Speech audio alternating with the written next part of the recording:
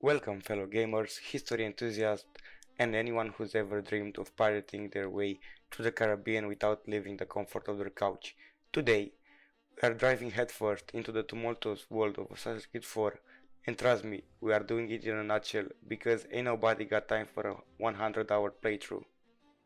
Assassin's Creed 4 Black Flag, where high seas hijinks meet historical hitman hilarity. You play as Edward Kenway, a pirate so suave he makes Captain Jack Sparrow look like a cubicule dueling accountant. In this game, you'll park your way through more obstacles than a cat on caffeine, climb buildings like a caffeine squirrel, and assassinate people with more style than a ninja at a fashion show. Oh, and I mention the naval battles, all the synchronization points? Welcome to I did not sign up for this edition of Assassin's Creed, and by the looks of it, our pirate has found himself in a bit of a pickle. Surrounded by more ships than a seagull at a fish market, Edward's about to learn that pirating isn't all of treasure maps, boobies, and rum parties.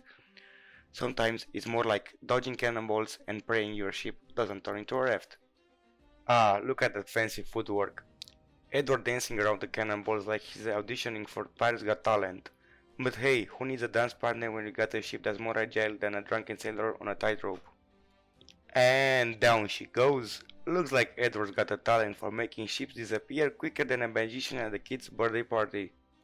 Ah, the classic wife interrupted moment in Assassin's Creed 4 Black Flag. Edward's ship goes down faster than a lead balloon as suddenly he's having a romantic rendezvous in dreamland with his wife. You can almost hear the game developers going, hey, let's add a touch of romance to this pirate adventure. But then Edward's subconscious is like, nah mate, we are here for plundering, not pondering. And just when you thought Edward's dreamy interlude couldn't get any weird, bam, he washes ashore on the same island as the assassin. Talk about a rude awakening. It's like his subconscious decided, alright Edward, time to get back to the real world. And by the real world, I mean the island with the guy who's trying to stab you. Assassins aims, shoots, but click, no ammo. Cue awkward silence. Edward breathes a sign of relief, thinking, thanks for the seas for this incompetent assassin. Another day in the pirate paradise, where lack of bullets is the best defense. Edward dashes after the assassin through the dense jungle, the thrill of pursuing coursing through his veins, but suddenly he spots a synchronization point. With a quick detour, he scales it, pausing a soak in the mid-view. Because even pirates appreciate a good scenic overlook, especially when it comes with a convenient pause button. Edward pulls off a double whammy. He takes out the assassin and he does a quick wardrobe change, becoming the Caribbean newest undercover agent. Talk about killing two birds with one stone and one costume change. With the grace of a drunken albatross, Edward swoops in, dispatching the guards like they're pesky frills at a rumsock picnic. Sted Bonek blinks in disbelief, probably wondering if he's witnessing a pirate rescue or the latest installment of Pirate Got Talent. As Edward unties Steed, he quips, looks like you could use a hand or a cutlass, because nothing says camaraderie like a well-timed pawn in the face of a danger. Next stop, Havana. Edward fires up his ship like it's Uber for pirates, ready to whisk them away for the next adventure. Who needs a taxi when you got a fully equipped pirate vessel? Just as Edward's about to deliver his signature pirate one-liner, a wild cutscene appears. Suddenly he's yanked out of the Caribbean and thrust back into his mandatory of life, smack dab in the heart of Abstergo industry. There he stands, checked out in his swashbuckling attire, surrounded by confused Abstergo employees who probably didn't expect a pirate to stroll through their office halls. With a mischievous glint in his eyes, Edward decides to make the best of his strange situation. He strolls through Abstergo offices pretending to inspect various documents and computer screens, but let's be real guys, he's really scoping out the assets around the workplace. Back in Havana, Edward finds himself in an unexpected gig, escorting Steve Bonnet, the once notorious pirate turned sugar crate carrier extraordinary. As they touch to the streets, Steve huffing and puffing under the weight of his sweated burden, Edward can't help but wonder if this is the pirate equivalent of a lemonade stand. But fear not, for of a glimmer of a hope of the horizon. Stead, feeling generous from his newfound Sugarland riches, decided to treat Edward to a shopping spree. And what does a pirate need of a pick-me-up buy? Why? A shiny new pair of swords, of course, guys. As Edward and Steed navigate the labyrinth streets of Havana, they quickly realize they are about as lost as a sailor in a sandstorm. With a shrug and a chuckle, Edward suggests they head for higher ground to get their bearings straight. What better way to do that than climbing a synchronization point? Perched atop the synchronization point, Edward surveyed the sprawling city below, feeling like the king of the world, like the Batman of the Assassin's Creed games. But until he spots a mischievous figure darting through the alleyway below. A thief. With a whoop and a leap, Edward descends from the lofty vantage point, determined to catch the thieves and maybe score some extra loot while he's at it. Because who needs a map when you got a keen eye, a pair of trusty swords and a knack for turning lost wanderings into epic pirate pursuits? Ah, the joy of Havana chaotic streets. As the thief stumbles into a random passerby, Edward sees the moment, swiftly disguises a rogue and liberating the helpless pedestrian of his purse with a quick flick of his blade. Edward keeps pickpocketing the loot with a grin. Another day, another unexpected encounter, turned into a profitable venture into the life of a pirate. With Steed Bonnet sugar finally being sold, Edward decides to kick back and relax at the local tavern, the salty sea breeze mingling with the aroma of freshly brewed ale. As he settles into his seat, a familiar face approaches, a fellow pirate who knows Edward a little too well. Edward's cover is blown. He can do nothing but grin at the tavern erupt into laughter. But before he can explain himself, the man decides to take matters into his own hands, challenging Edward to a brawl faster than you can say "wall to the plank." And just like that, chairs are flying, tankards are swinging, and Edward finds himself in the midst of a full-blown tavern rumble, all because of a slip of a tongue and the pirate's penchant for nicknames.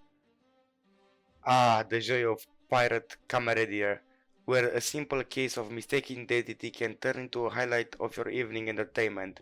Here's to Edward Kennyman, the captain, the legend, and the occasional victim of his notoriety.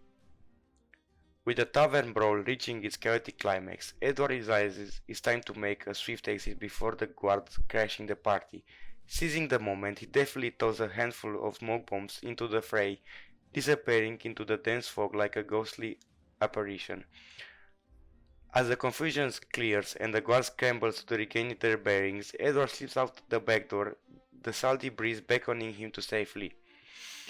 With the guards hot on his trail, he dives into the welcoming breeze of the ocean, disappearing beneath the waves like a true master of stealth. Holding his breath and blending into the shadow of the deep, Edward waits patiently, listening for the distant echoes of the pursuit to fade into the night. Ah, the sweet serenity of underwater solitude, where even the most notorious pirate can find sanctuary from the chaos above. Emerging from the depths like a soggy but determined sea creature, Edward returned to find poor Steed nursing a bruised ego, along with his bruises from the tavern brawl. With a sigh, Edward listens as Steed recounts the misfortune of having his precious sugar and Edward's dispatches confiscated by those pesky soldiers. But fear not, as Edward is not one to let setback dampen his spirits of his sense of adventure. With a twinkle in his eye, and a stroke of genius, he proposes a plan: follow the soldiers to their next destination and reclaim what's rightfully theirs. And so, with a handful of doubloons and a twinkle in their eyes, Ed Arnested recruited 4 street hookers and joined the merry band, because nothing says inconspicuous like a motley crew of pirates and ladies of the night marching through the streets of Havana. As Edward tracks the captain, he deftly steals the key but narrowly avoids detection. Attempting a second theft, he almost caught but managed to snatch the key again. On the third try, with nerves of steel, he finally secures the key, ready to claim their treasure and sail to the sunset. Ah, the life of a pirate, where every heist is a tale worth telling over a pint of grog. With the key in the hand, Edward's next move is clear: storm the front and reclaim what's rightfully theirs. With a smirk and a glint of mischief in his eye, he slips through the shadows like a phantom, his steps silent as a whisper. As he reaches the lookup, he's faced with a battalion of soldiers standing between him and his treasure. But Edward, even the resourceful pirate, has a plan. With a deadly combination of stealth and savagery, he dispatches each soldier with the precision of a seasoned assassin.